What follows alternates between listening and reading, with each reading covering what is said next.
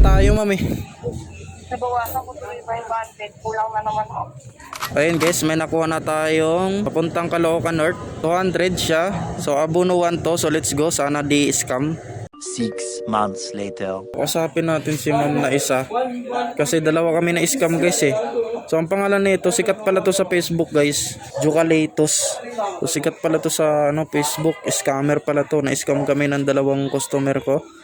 So pati ako na-scam guys. Pumunta pa ako dun sa mismong yung usapan namin ni ma'am.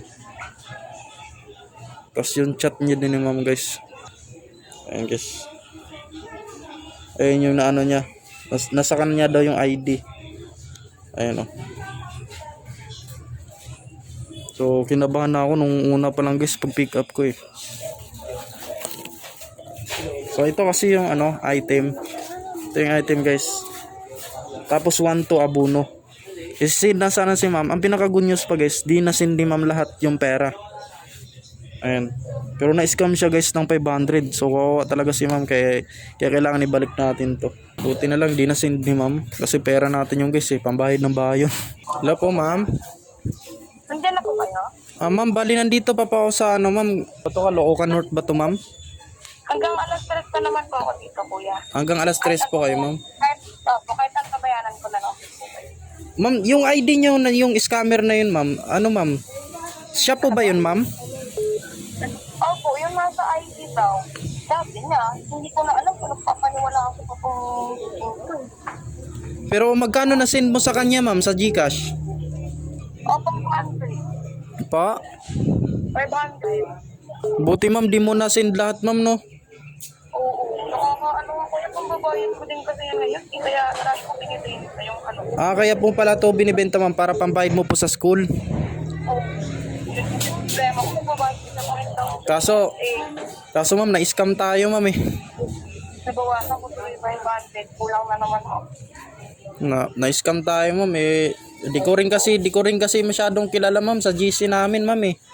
O ang pinakamahirap kasi sa scam guys, nakaka-perwisyo siya ng ng nagtatrabaho ng maayos. So nagtrabaho ng maigi. Sa kanya basic lang sa kanya guys ng scam. So mahuli ko talaga yan, titirisin ko talaga.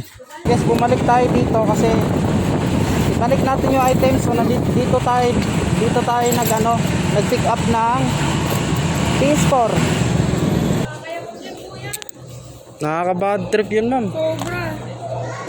Tinawagan ko, binlock na number ko. Wait lang po. Binlock yung number? Number ko. Yung Pinatawagan ko na nga sa nanay ko tsaka sa kapatid ko, din nila tinitigilan yun. Kakainis. Nakaka-bad trip yung scammer na yun. Ayaw makiano patas ma'am no? Oo. Nagtatrabaho yung... Ay naman ng tao. Pinatawad ko na nga. Ang layo pa ma'am kasi sabi ko dun sa subdivision kasi yun ma'am eh. Sabi ko may block po ba dito? Block Wala, 12. yung 12 ginagawa pa lang ata yung ma'am eh, subdivision eh. Hindi ko alam saan niya nakuha yung address na yun, pero ito yung ID niya. Teka. Ito nga po ng ID niya. Loading lang din yung Gcash.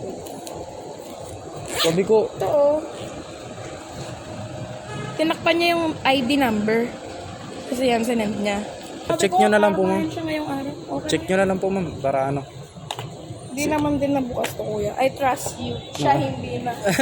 Sige ma'am, thank you po. Papalo kita kuya. Jomnick Vlogs po ma'am. Romnick. Jomnick po. Mamaya papalo kita. Thank you po ma'am.